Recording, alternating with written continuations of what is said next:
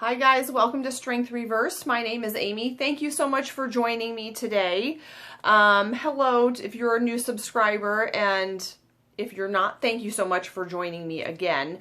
This is the second video in my Tarot Spiral series.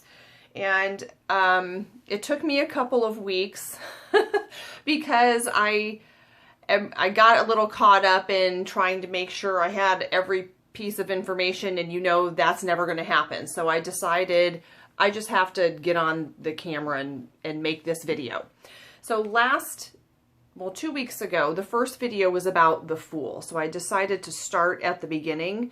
And what really called to me, I wasn't sure if I was going to go in order, but I decided I was going to talk this week about both the Magician, card number 1, and the High Priestess, card number 2. And the reason I wanted to talk about both of these cards is because for me they are, they represent, I think, energies. These are very symbolic levels of meaning. So they're kind of just feelings, just ideas, just theoretical, I guess.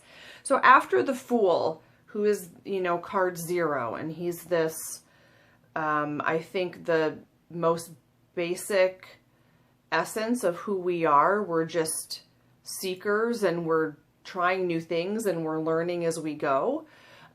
Within the Fool, he splits off into these two, I guess, parts of himself, two aspects, the divine masculine and the divine feminine. They're almost like a gist. They're kind of a feeling or a notion, and it's really hard to put them into into words that you would use as an interpretation. It's almost kind of this sensation that I would get when I look at these cards. And through the whole tarot deck, there is this kind of active resting cycle happening where a lot of the odd number cards, like the Magician, which is 1, and the even number cards, like the number 2 High Priestess, have this give and take where it's active and then it's resting, and active and resting, like an inhale and an exhale. I heard somewhere, so I read that or saw that. And that always stuck with me. And that's very true for these cards. This, for me, is like the ultimate action versus resting. And I even divided my paper in half and made a list. And in the Rider-Waite system, when I see these cards, you have these differences in colors, where you have the yellow and the sun energy, and then you have the blues and the water or the moon energy. And in the Magician's card, of course, he has all of these elements on his altar, the representations of all of the suits and all of the elements. And he knows how to use them. He has mastery over these elements. And you see his wand in his hand, and he has kind of a as above, so below stance, where he is bringing something out of the ether and manifesting it into the physical realm. And of course, we have symbolism in his belt, and, you know, there are infinite possibilities here.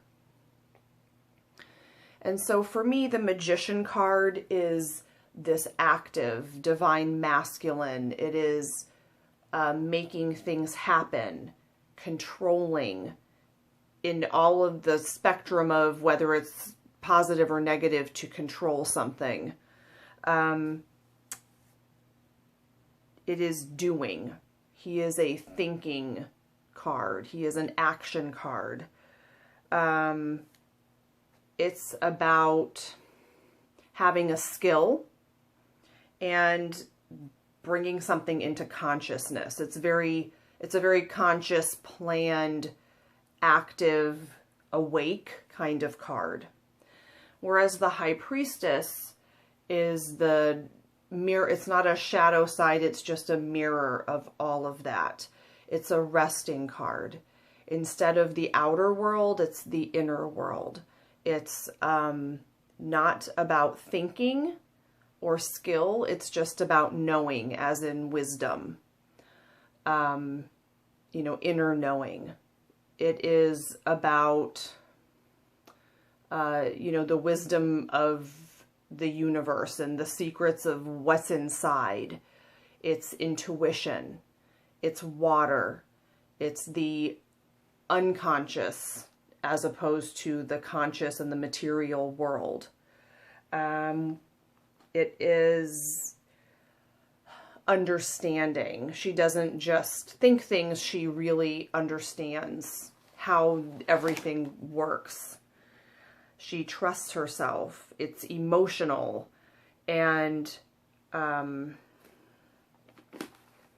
it's like this person is a doer and this person is a beer. And sometimes, of course, this is undervalued. It's undervalued to just be. We feel like we have to do. But that's where the wisdom is by, you know, sitting still and being quiet and being alone with our thoughts and going inside. This is the scary card. And this is almost like, you know, the flashy, it's almost sometimes can be just for show, like a fake it till you make it kind of an energy. So here is the Robin Wood deck. This, of course, is my oldest deck, and what's funny about this Magician card is, I think I've mentioned this before, he reminds me, he looks exactly like a professor that I had in college who I really admired because he just knew his subject inside and out, which was admirable, but God, was he arrogant. He just was so full of himself. And I think that's the shadow side of the magician, is being a little bit cocky, maybe overconfident, manipulative, deceitful, possibly. I really like the Robin Wood High Priestess. She's the most active High Priestess that I've seen and the happiest looking. Not that you have to smile. I hate that. But I love this full moon. She has this book of just wisdom and this crystal ball. And she, to me, the High Priestess is almost more powerful, because this may or may not be real, but this one can only be real. And we have the Light Seers, which I am just in love with. I'm loving these cards. And here we have someone, you know, using magic, bringing something into being. Manifestation. Power. And this I love because you can see her eyes really are open, but this is about the third eye and not necessarily your two eyes.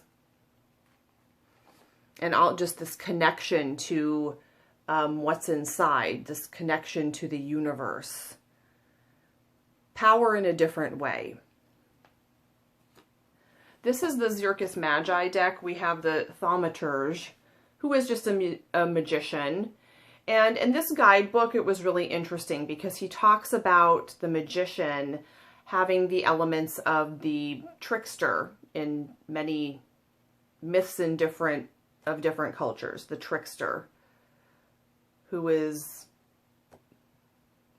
you know, a little bit deceitful. And then we have the Seer, my favorite card ever in any tarot deck. This is my absolute favorite tarot card.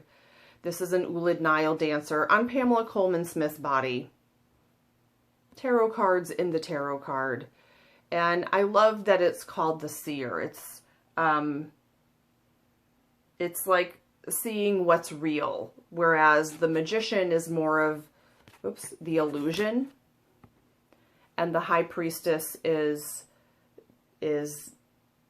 what's really real. It's like this world and the whole universe. In the shadow aspects, the Magician might be arrogant, maybe manipulative, a liar, whereas the High Priestess maybe is kind of full of herself, a little highfalutin, or maybe, you know, those people who think that they're important because they are psychic or something, you know what I'm saying? Like, someone who kind of gets a little bit carried away, maybe starts thinking that their power comes from themselves instead of, is available to everyone through the universe.